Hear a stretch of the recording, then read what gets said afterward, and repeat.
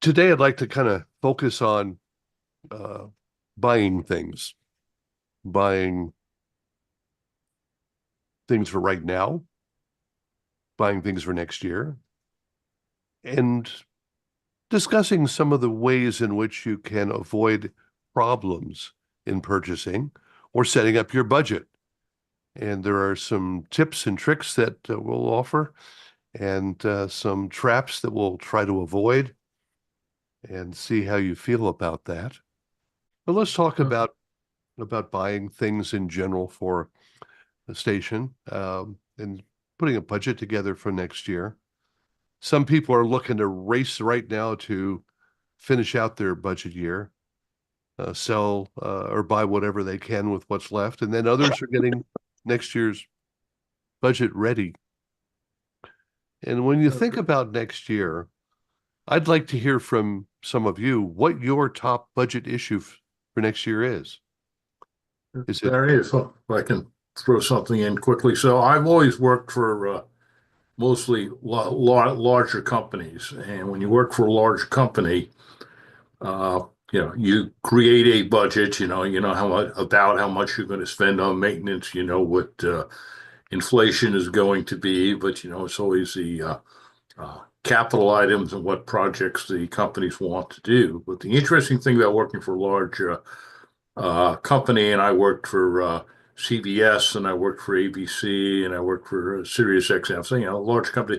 The first thing is you always have to become really good friends with your finance department because they answer to the controller or the CFO, and they carry through whatever the theme and whatever the company is thinking. And what I found in a lot of years was in the early part of the year, the finance people will hold you back from doing capital expenditures or buying the more expensive toy, spectrum analyzer, new communication systems, things of that nature.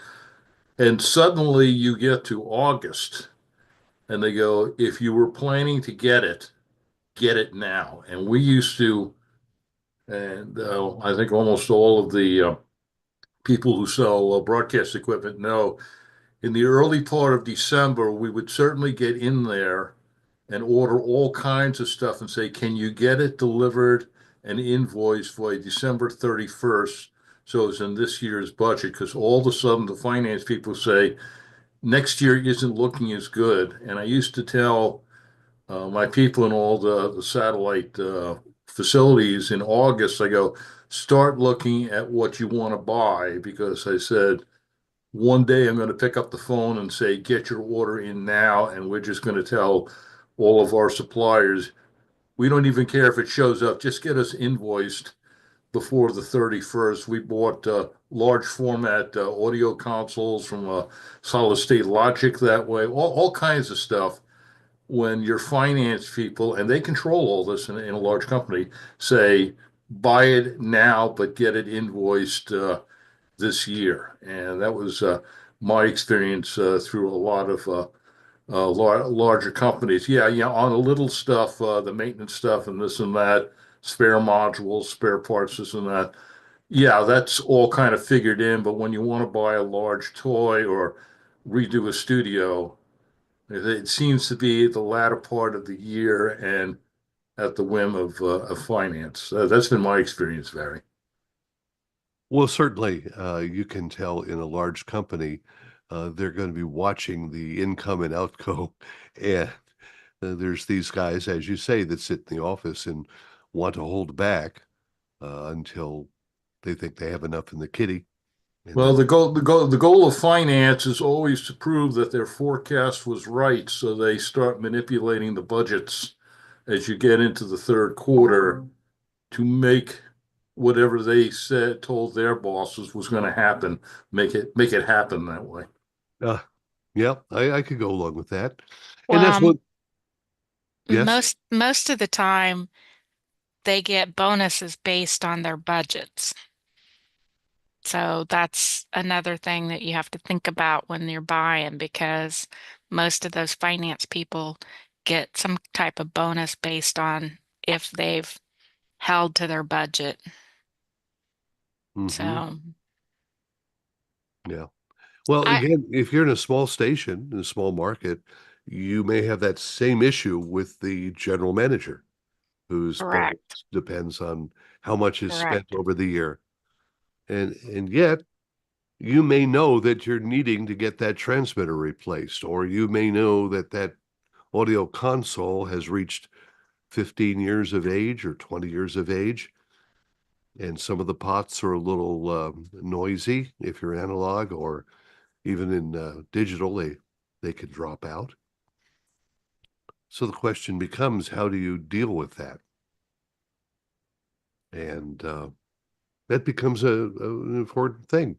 To have that relationship, whether it is with your finance department or your general manager, uh, as an understanding of where you're going.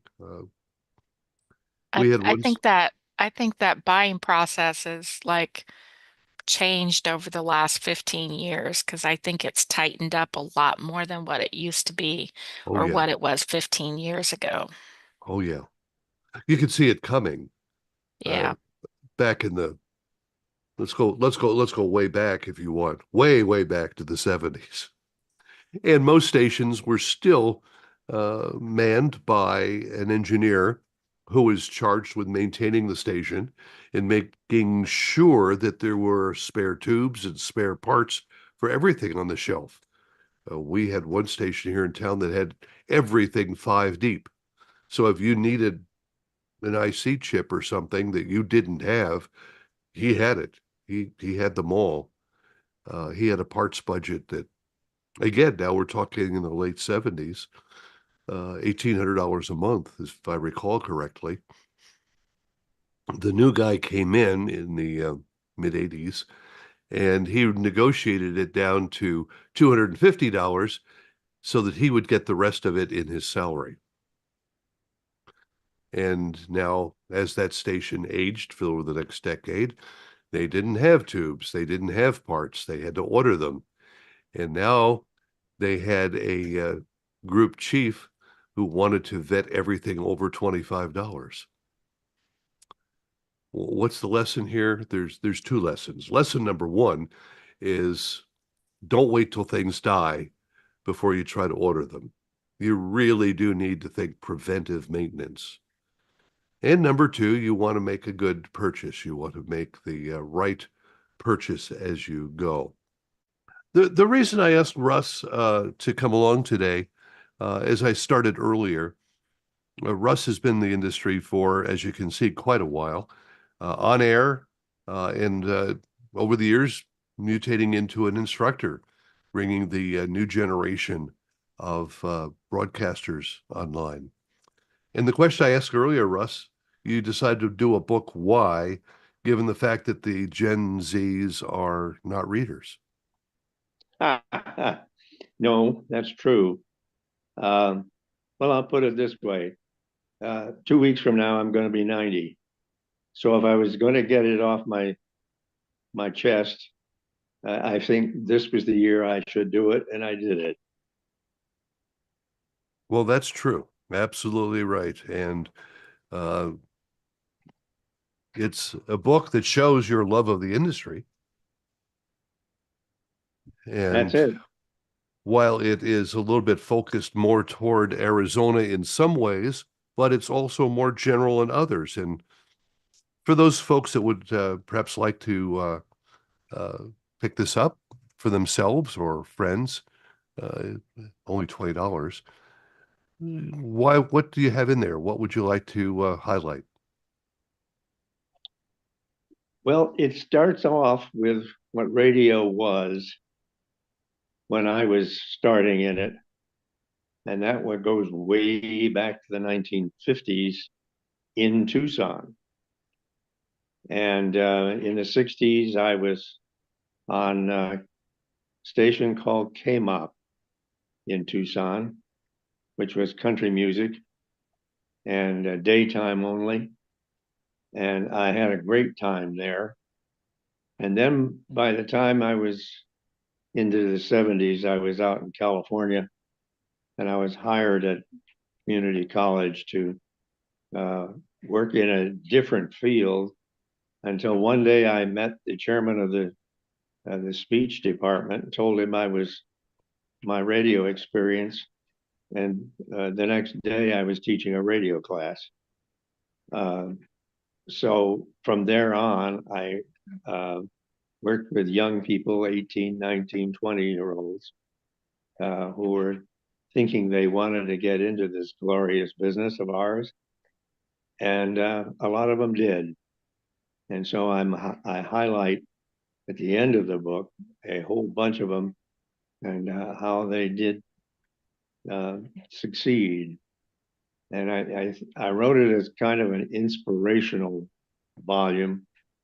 I call it a scrapbook because it covers everything from Frank Khalil at KTKT in Tucson, who I worked with, and it goes all the way up to Dr. Don Rose in San Francisco, and Shotgun Tom Kelly in Los Angeles, and on Sirius XM. What it is really is what radio has been, what it is, and at the end, there's even a final exam you can take. And I'm asking Barry, did you take that exam when you read the book? Yeah. Mm-hmm. How did you do? Hey, one or two that I had forgotten. Yeah. Well, that was um, one of the things that I threw in, and I've heard about it from the former students, and it's been well received.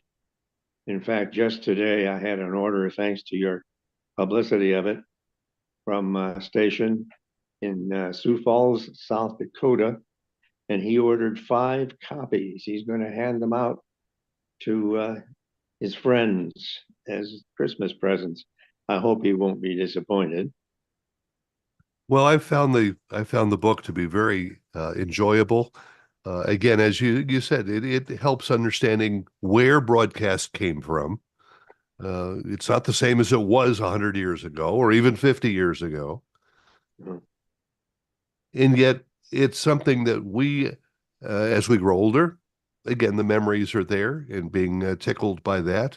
You mentioned Frank Khalil. This is a name that many know, but they don't know he started as a disc jockey with a 70 share in town. He's now one of the biggest station brokers in the industry. And very Oh, often when you see station sales, you will see Khalil and Company. And then there's all these yes. other folks that you mentioned through the decades as radio moved from programs that were locally into the rock and roll era, the automation era, and now the consolidation era. And we talk about this from time to time about radio is not what it was. You don't often have two rock stations fighting on the streets for supremacy. Uh, No, it no. isn't quite the same. And now the real difficulty, and if I don't want to be editorializing here necessarily because I've been trying to focus on your product there. Stations need to be local. If they're going to combat Spotify or other streams, they got to do something with that 10 spots in a row that Right. you don't get on the streams. And they got to do something to keep people listening. And I talked to a company yesterday that provides weather broadcasts for stations, and he wanted to know a few things that he could do. And the point that I made was the whole system is broken, has been broken, and if you're going to do something, don't deal with the Weather Service, don't deal with the EAS, find out what's happening locally and tell people that there's a storm 10 miles west of Cleveland, because half your listeners driving through have no clue what your county name is or what the FIPS code means. And this is Yeah. one of the great, great problems with the EAS, to my estimation. And we've never been able to get anybody to really listen about that. And the commission with their business about it's mandated that you do AAS. It's optional for emergency managers. And the Weather Service, which does not have software to integrate with the FEMA, and the man that wrote what they do have died. So they literally don't have anything to do or any real care. That's why they're all talking polygons and things like that. Yeah. So anyway, just to put a circle around this, Russ, you are handling this book yourself. Yeah. People contact you by email, do they? Yes. EDITRAIL at AOL.com. I spell that out because if I said edit rail, people wouldn't figure I knew what I was talking about, I guess. Okay. But that comes from my days of passenger train advocacy, which has been one of my avocations since I retired. But Okay. it's I'm here in Texas, and if you send me a note saying that you want the book, I'll reply real quickly and tell you it's $20. Then you can send me a check, or like several people have done, a $20 bill, which has always been welcome. And then the address, I'll give you the address at that time. And Barry, I want to thank Ray Lindstrom for that great ad that you've been showing. Ray, of course, was almost a contemporary of mine, and in Tucson, he was on KTKT before he went into television and became the founder, if you will, of the infomercial. But he's retired back in Tucson now, and he's really one of the veterans of the business. And I appreciated what he did. Ray's quite a guy. All right. Well, again, I think there are a number of books out there over the years that I've seen. The Border Blaster one that they did down in Texas about the stations just across the border, Dr. Brinkley and all those. Those are very interesting, and there's some others. I even have one from was it Radio Inc., the 75th anniversary of broadcasting. So got a couple of those, and but Russ is worth a look, and so we're glad to have you with us today. Thank you, sir. Let's go back to budget buying smart and things like that. Mary, how often do you get someone that calls you up and wants to order something, and you tell them that you would like to sell them something else?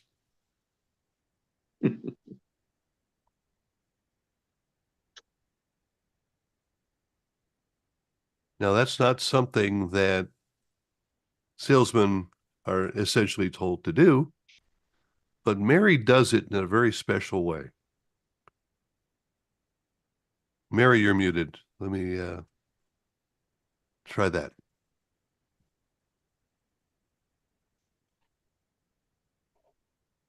Oh, we must have Mary on a phone call.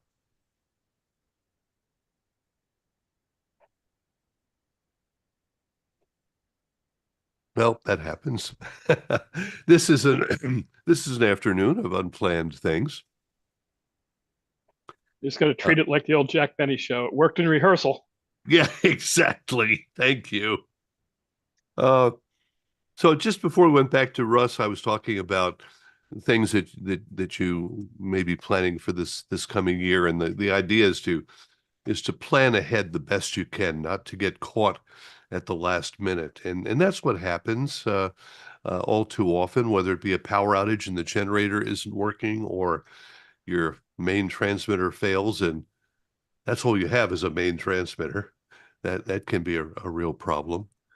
I think it's important to have someone to talk to that you can trust.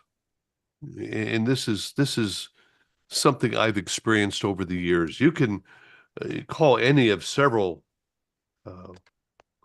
companies, rep firms that are out there, and you can get the cheapest price on something.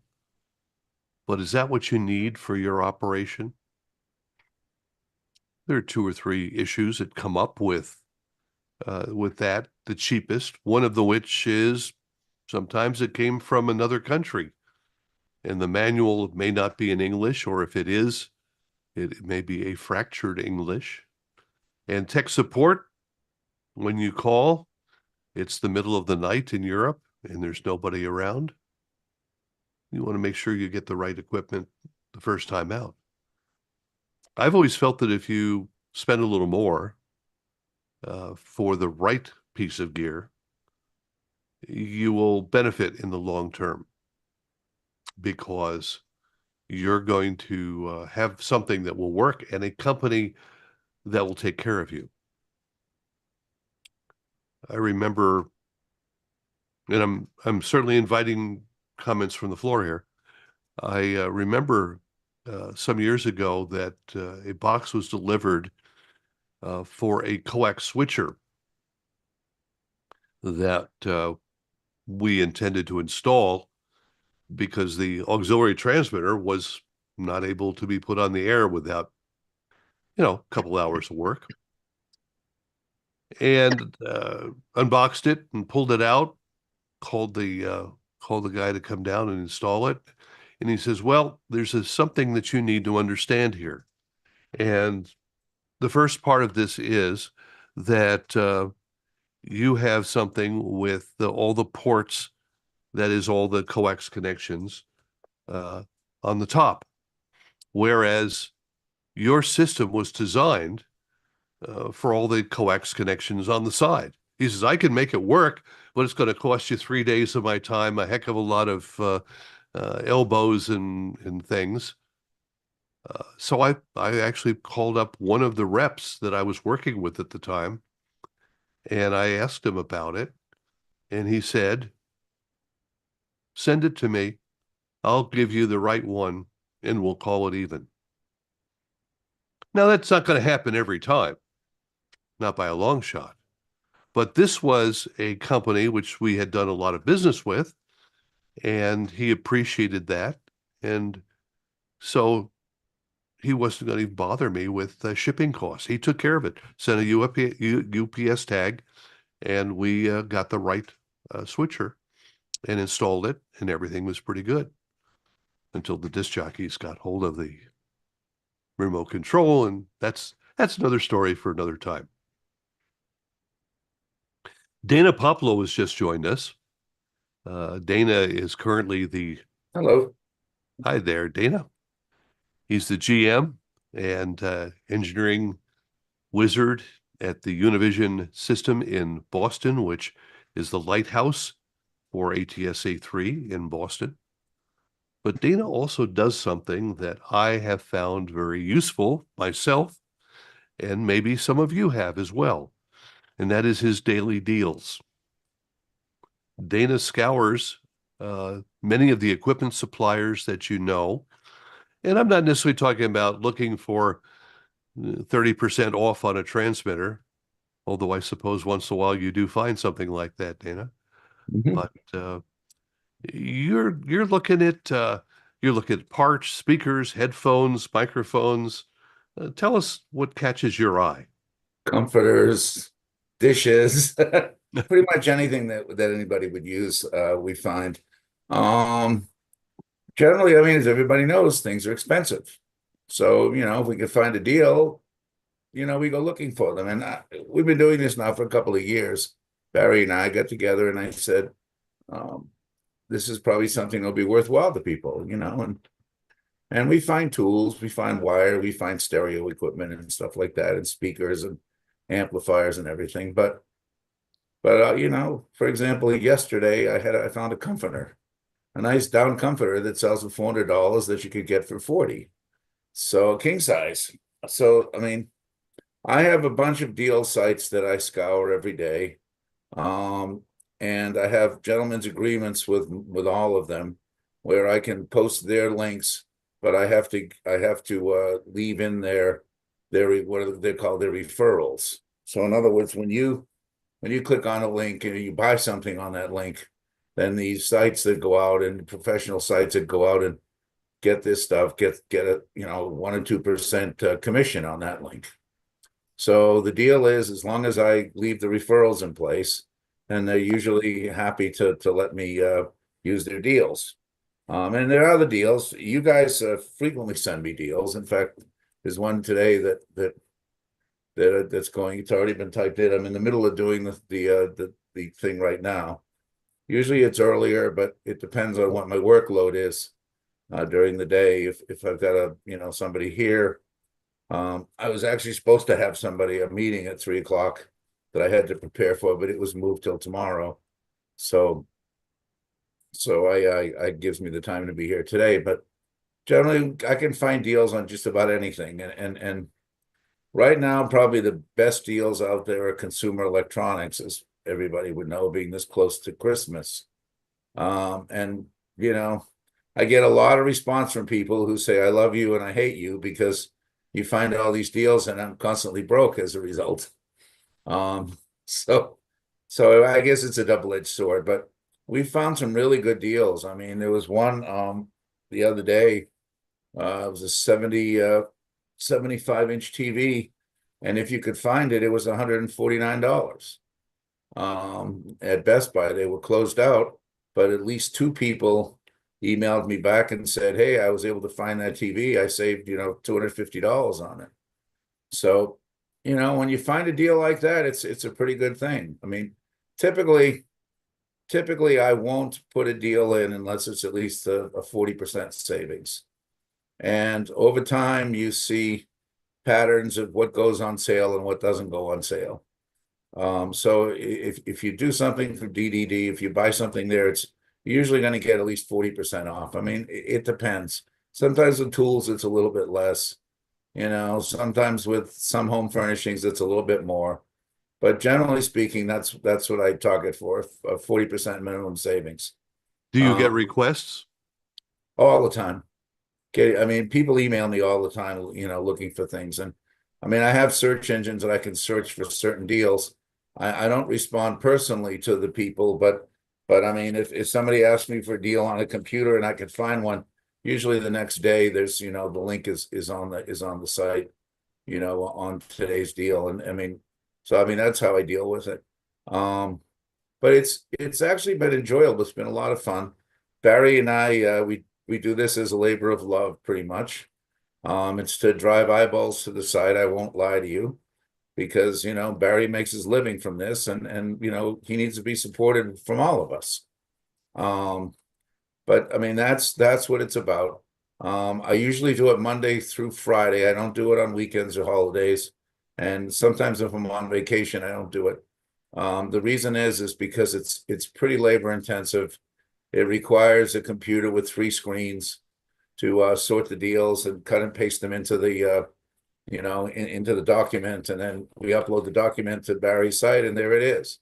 I've tried it with a 1-screen computer before, and it takes 4 hours. So Drives you nuts. Drives you nuts. Drives me nuts. That's right. But with the 3 screens in front of me, I can move things around between the screens, and that's how I managed to get it done. Are there any companies that you think are pretty good? I mean, when we talk about companies, just to pick a name at random, Harbor Freight often gets a very low rating. What about Monoprice? Monoprice is generally, they have a lot of very good deals. I have some of their products.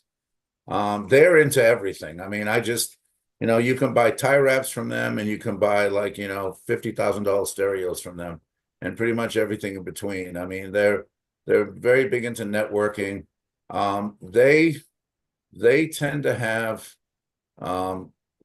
deals in what I call dribs and drabs. In other words, their prices, generally speaking, represent good value over what you might find. I mean, if you go to Monoprice, you're going to find something typically for what you can find it elsewhere, but they will have it in stock, and their quality is usually a little bit better, particularly when it comes to things like wiring. I buy all my Cat 5 wire from them.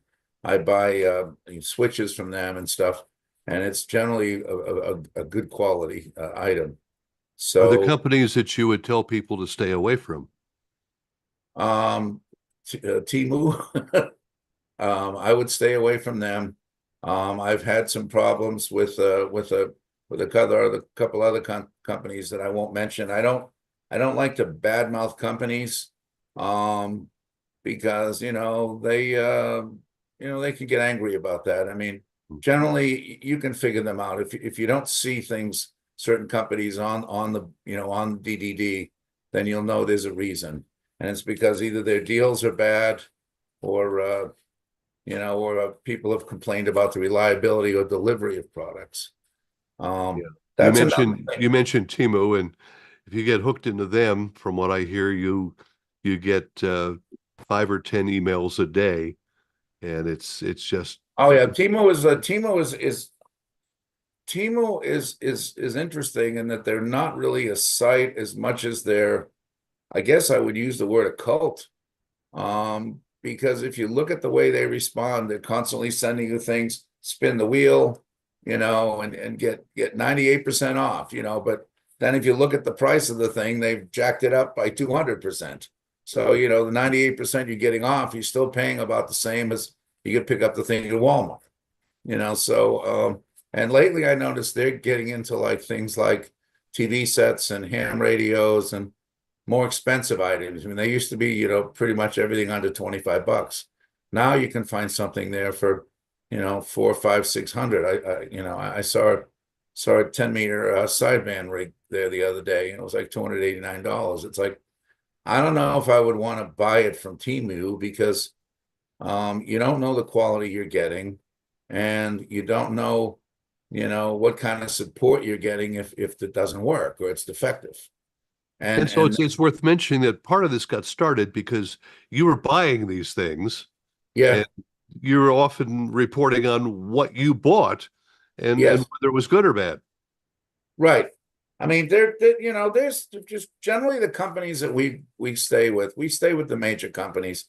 There's a lot of stuff from Amazon. There's a lot of stuff from Walmart. There's stuff from individual companies. People send me things. Parts Express is another one that I get a lot of referrals from. So it works out well for everybody. But I also kind of have some insider stuff with some of these people where, I'm told in advance if there's going to be something happening. There's other things like, for example, Walmart actually has, I'm going to call it an employees only website, but it's really like the people in the know website. And I mean, I'll give you an example there. I mean, like last year, I bought a 55-inch TV from them for $189. And on the main Walmart site, they were selling the 43-inch version of the TV for $199. So, I mean, I got 2 sizes bigger, same TV, just, the bigger model, and I paid $20 less for it. So those are when you kind of find the good deals. And of course, that's still going strong. But those are what you can find. I mean, if you know where to look. And I try and pass these on, to you guys. I mean, and it's not just electronics gears. I mean, sometimes there's tools. It's pretty much, anything anybody needs. Like right now, there's a 12-piece porcelain dinnerware set it's already been put in there. But you know what? It's $19 and marked down from 37. So I mean, it's 50% off. And it's a Better Homes and Garden one, so it's a name brand. It's not junk. So I mean that it works out very well. We do a lot of stereo stuff. There's some really good deals in Chinese stereo equipment now, and I'm talking, audiophile grade, not junk. I mean, there's a lot. China puts out a lot of junk, but there's also there's also several companies that are that actually are raising the bar on, you know, high-end equipment. I mean, there's a company now that will sell you a, you know, 150 watt mono block amplifier with balanced inputs for $139. I mean, you know, so you and they even, like, you know, show you directions on how to upgrade the op amps if you want to replace the, you know, the 5532 chips that are inside it. And they'll do it for you if you want to pay them extra. They'll send it to you with the, you know, the new with whatever you want in it. So there's companies like that. There's excuse me. There's a company, Fozy Audio. They just came out with a DAC that has USB input, optical input, coaxial input, Bluetooth, you know, 5.1, and streaming, and no, there's no analog on that one. Has a subwoofer output, has a remote control, and has XLR balanced outputs, and that's $149. You know, I mean, I have to tell you, I mean, if you know, if you're still doing you know, analog sound cards, I mean, you can put four, you know, take a little shelf and put 3 or 4 of these on it, and, you know, have a hell of a lot better audio quality than you would with an audio science card for, you know, about the same money or a little bit less, you know, because these use audiophile grade ESS DACs, not, you know, not the commercial grade Cirrus Logic stuff that comes in audio science cards, you know. And I mean, they have XLR outputs. There's a company right now that's selling an amplifier. It's 65 watts a channel, and on a 65 watts, and it has both balanced and unbalanced inputs plus Bluetooth with a front panel switch to select between the three. I mean, $49. You know, that this will blow away any crown that you can, you know, you can do, and it's you know, 1/6 the price. So there are deals like this out there. I mean, and there are things you can use at your radio station. I mean, if you were to install this thing, replace a D75 with this thing, first thing the jocks would say would be, hey, what did you do to the speakers? They sound so much better now. Because, I mean, these guys actually, they use audiophile grade passive components, and, you know, just, it's like it's called Chi-Fi, because it's Chinese hi-fi, and these small companies, the people that work for them are obsessed. I found a deal from a company called Honoris. They make a you can run the thing on up to a 48 volt 10 amp power supply. It comes with, I think, with a 36 volt 5 amp, but you can buy it without the power supply for $100, and, you know, for another $60 you can get a, you know, a 48 volt 10 amp power supply, and you can get an honest 200 watts of channel out of this thing. And it has, again, it has Bluetooth in, it has, you know, it has optical in, has coaxial in, has USB in, has analog in, has a subwoofer output. You know, it has, it's an incredible device. $109 without the power supply. I mean, this in a you know, pair of speakers is all you need for a multimedia system. You know, and it also has a, no, this one does not have, there's another one that has even HDMI ARC for a few dollars more. But if you have an optical output in your TV set, you know, all you need is this and you know, and a optical cord. And, you know, you've got an amp that'll drive, you know, 200 watts of channel into speakers for, you know, it's $109 for the amp and another $60 for the power supply. You can do the math. You know, we're talking $170. It's you know. And the nice thing is something. that you're pulling these things all year long. Oh yeah, we're constantly doing them. You know, I do them, like I said, 5 days a week. You know, and the deals are out there. I mean, you have to know about them, and it's just, you know, and plus when I'm at this point, I mean, that I'm almost a clearinghouse now, because I get so many emails from people from like you guys out there that find something, or the deal sites, because they will send me things in advance because they want the referral link, you know. So they'll say, oh, you know, there's a deal coming tomorrow. We haven't publicized it yet, and please embargo it until 9 o'clock in the morning. But, you know, at 9:01, I'm sending the thing out, you know, for people. And so this is the kind of stuff that you find. Some of these companies even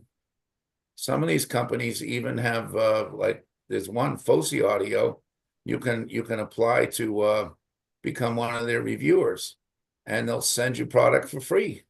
They sent me a pair of these mono amplifiers, with 36-volt power supplies. And I did a review actually, on Amazon for them, and they were happy. They let you keep them. Oh, and that other thing for $109, it also comes with DSP processing. It comes with a front panel digital readout and a remote control, plus a knob to adjust it from the front.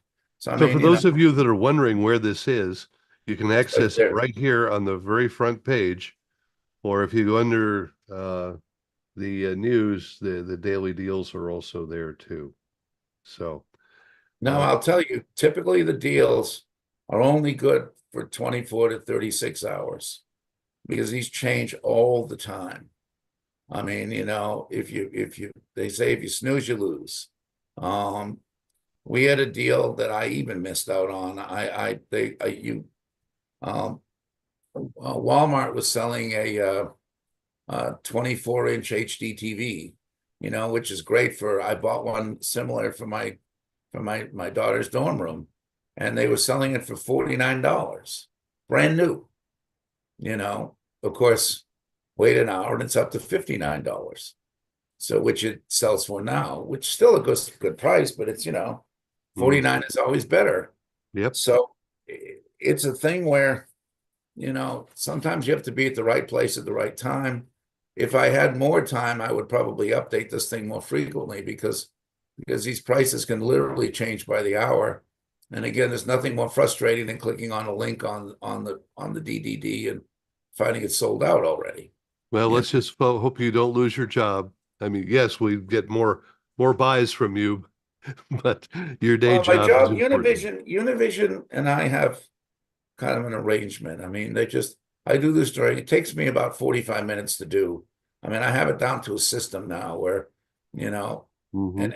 and you have to constantly be looking at these things. I mean, I almost by memory can determine if I, did something yesterday, it's still there and it's, so I won't put it on. Or we've Yeah, had too many yeah. TV sets. Oh, and the very last thing is always something that's tasty. Mm-hmm. It's what I call the yummy. I've noticed that. Mary, are you So back with us? No, just checking to see if Mary's back. Mary's still on the phone. Yeah, no, I'm back with you. Oh, okay. I just had to unmute. Sorry Oh, about that. It unmuted me when I was talking. Sorry.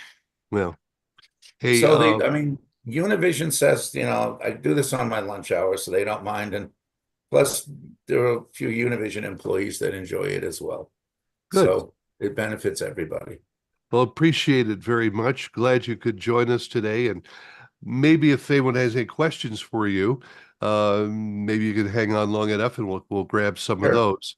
But I'd like to Sure. jump back to Mary for a couple of minutes here because I want to talk broadcast gear and finding the right place to buy broadcast gear. And I think, Mary, to an extent, you know where I'm coming from because the question I asked earlier that you were all muted on is, have you ever had someone come and say, I want to buy such and you tell them to buy something else?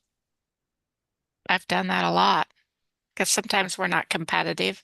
Sometimes they need it right away and we don't have it in stock.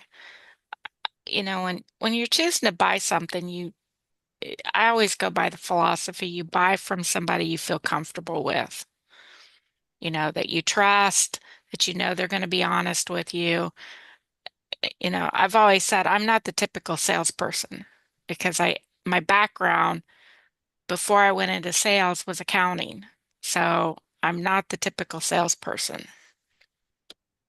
Well, no, that's true. And many a time you and I have talked and you have diverted me from one product to another. Not necessarily because it's the cheaper one. Sometimes you tell me to go buy somewhere else because you can't match the price. And that's what I appreciate, that you're there for your client, as much as you are for yourself. Well, that's why I'm in sales. If it wasn't for my customers, I wouldn't be selling anything. So, first and foremost, I'm here to take care of you as a customer. Well, I appreciate that. As I say, I've referred a number of people to you, and they've invariably come back and said it was a good experience. Well, and that's what I want to hear, As a salesperson, that's what you want to hear. I know there are some salespeople that it's just the sale of the day. I'm more of a relationship based. I want a relationship, a long-term relationship. And that's worked for me. I've been in sales 20 years. You don't seem that old to me. I will be 60 next year. Oh, you're just a pup. She was 11 when she started. Thought I would interject something here. I've dealt with a lot of salespeople in broadcasting over the years, but the best ones I've dealt with, the best ones that have been there the longest, I ask them and they say, well, it's about relationship.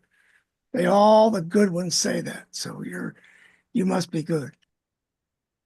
Yeah, it's all based on a relationship. I mean, this business is a relationship. Like, you know, I started that when I was in credit at Harris, and I had customers that would call me and they say, "Oh, well, that's not your job." And I'm like, "Doesn't matter if it's my job. If I can help you, call me and I'll help you." So that's the relationship part of it. Mary, are there any like you probably don't want to go past Dana where he says he'd rather not talk nasty about anyone. But are there some brands that you find are particularly good finds right now that folks should pay attention to? Well, it it It depends depends on on what they want. it depends on what product you're talking about. I've got my favorites, and I'm not gonna, Nautel's one of my favorite brands. We do sell other brands, but Nautel, especially for HD, is one of my favorite brands. You know, um, I do have a low end mixer that's a good mixer, but the company service is just not, and I think you have to consider that too. You know, if you plan on getting service, you have to think about that when you're buying a product too. Are you selling much analog console? Oh yeah, still quite a bit. You know, there's still people that do the multi-pair cable and wire them up. Especially LPFMs, I would think. Yeah, it's because the upfront cost is cheaper for the console, but a lot of times what they don't consider is the install cost, because if you do go with an IP console, your install cost is much less. I think there's another issue too, and that is that stations need to think clearly. Now, Ed, you may have something to say about this, but when you think about installing, let's say, a console and decide how many faders you need, in my experience, most program directors overshoot by about 100%. And they'll put you in a position where you've got maybe 8 faders that are never ever used. Right. And you've wasted how many thousands of dollars on a double wide console. But Another that goes back to those program directors have probably been in the business a long time. And Yeah. we've always bought those. This is what we've always done. I hear that a lot. I remember running a Gates Duolux, which basically you had 2 pots for almost everything except the turntables. And I remember flipping those switches up and down constantly to bring in a tape deck or a cart machine or a network or whatever, all coming in on 2 pots. That was something. Now, the other extreme And you can buy consoles today that will input 156 inputs and put them out anywhere you want. And the station may say, hey, that is great. But do they really need that? Do they need that kind of an engine well, you're going to go for an 8-pot board. You could spend $20,000 or you could spend $2,000. It kind of depends on the format and what the station's doing. Yeah. It really does. A console doesn't always fit every application. And TV needs way more inputs than a radio does.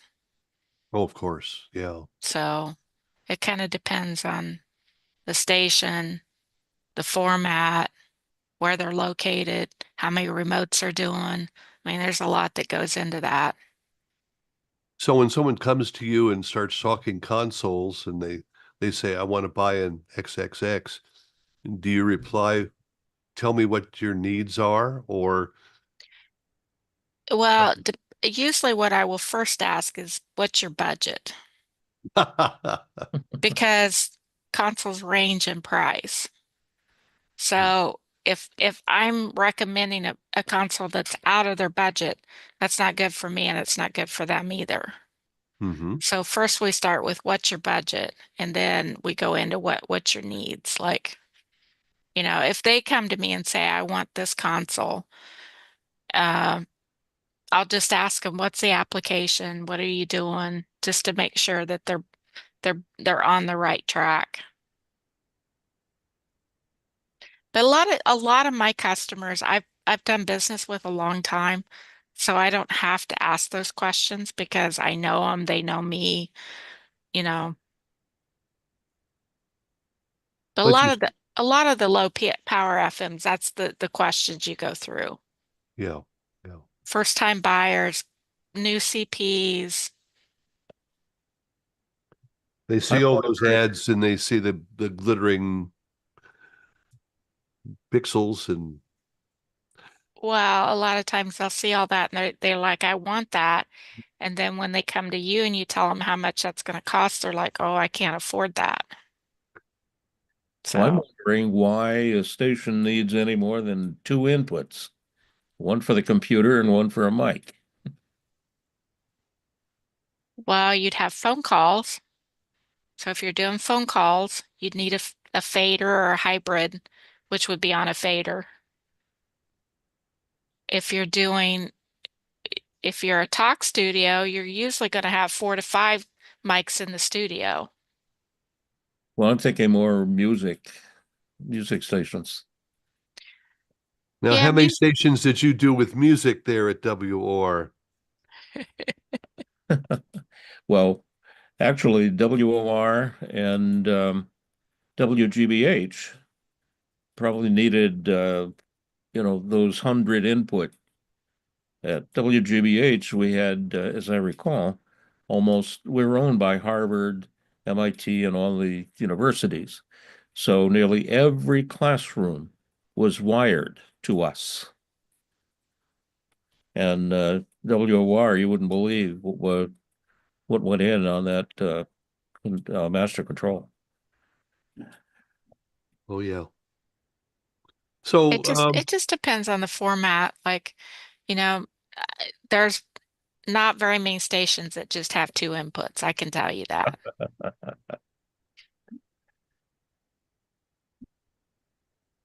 very good. Uh, is there anyone that has a question for Mary or for Dana on these things? Somebody mentions here, Hal says that Timu's delivery folks deliver by pitching your package out a car window into your front yard. That's certain. Well, at least they can't do that with a transmitter, can they? Uh, I've had a few transmitters that's been tipped off the back of a truck. Well, my brother was a trucker who often delivered transmitters. And of course, he had this 18-wheeler, and many of the sites were on muddy mountains. So he had some some interesting deliveries.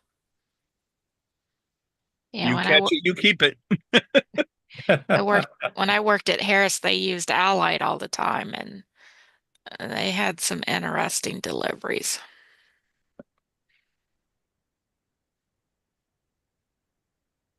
So it paid to be in the bottom of the mountain. Yes. Well, as the receiver of some of those things, the other thing that I think a lot of places forget is, you don't do this every day.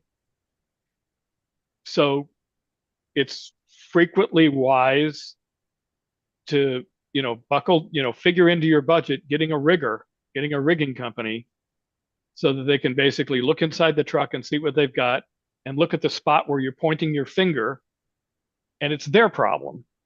And they do it every day. And, the number of things that don't get dropped or don't get damaged in some other way is probably not recorded anywhere. But, having somebody who knows their business handle moving extremely heavy equipment is worth the money. Actually, that's what my brother would do. He would hand it off to somebody that would actually take it up the mountain on a much smaller truck. That's I don't something necessarily. that's something as a buyer when you're ordering, you want to make sure that you give instructions on the delivery to your salesperson. Like, do they need a lift gate? Is it ground? Do you want it set inside the building? Like, and those are some things that people don't ask.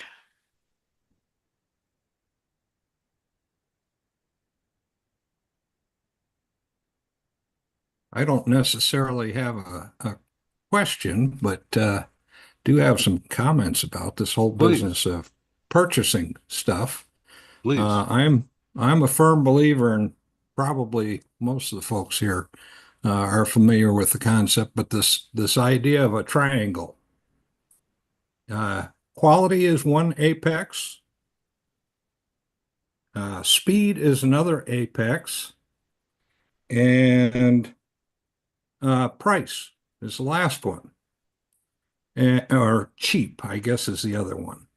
And in any purchase, you get to pick two. You don't get all three. You don't get fast, cheap, and quality.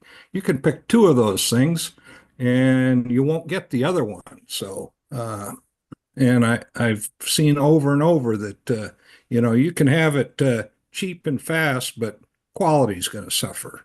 Or you can have it fast and with quality, but it's going to cost you. So there's that thought. And then going back to Barry's thoughts earlier about Harbor Freight, which around our house I call horror fright. I always think it's a matter of knowing what you're buying and who you're dealing with, because I find Harbor Freight or Horror Freight be a great place to buy screwdrivers to open paint cans with. I mean, but if I want a real high quality digital multimeter, I'm not going to go to Harbor Freight. I'm gonna buy a Fluke or something similar. Mary, I'm going to ask you a question here that comes to me based on what's been said the last few minutes. Do you have, or do you put together a little package of basic tools for a transmitter site that someone could purchase, and that you have a DVM and screwdrivers and Allen keys and things like that? No, but that's a good idea. That actually would be a good gift idea. We used to try to do that where we had a large capital project like a transmitter or something like that. See how many other things that would be useful we could cram into the capital cost of the transmitter, new snap-on tool set. The kind of stuff that just not year in, year out, gonna let you buy if there was ever a time to buy new scopes or new monitors or things of that. Just put it all in with the cost of the transmitter if possible. Actually, what you want is to have the city pay for it all. WOR was forced to move, and the city, I think it was only a couple of miles away, and the city paid for it. Everything, from brand new.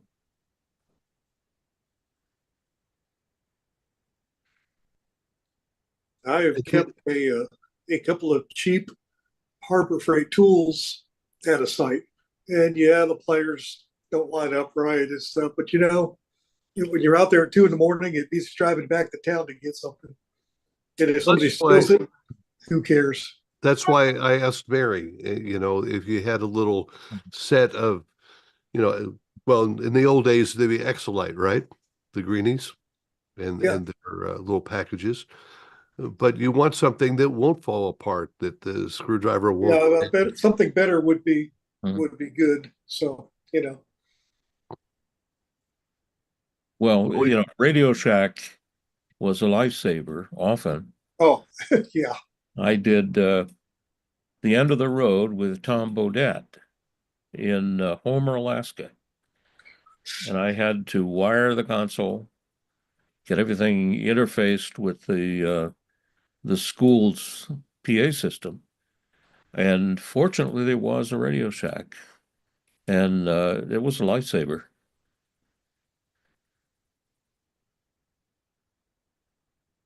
Was it more like Radio Igloo in Alaska rather than a shack? Actually, the funny thing is, when I was out there, New York was colder than Homer was.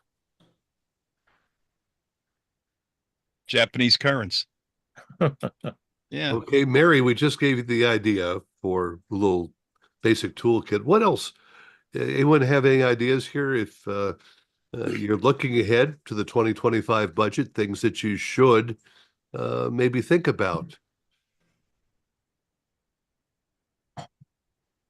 Well, I'll throw this out. Anybody running Windows 10 computers and that cannot be upgraded to 11 should be looking into that. Because that has actually changed. Windows has now made it possible to run Windows 11 on virtually any machine that had 10. Well, is that new, like in the last day or two?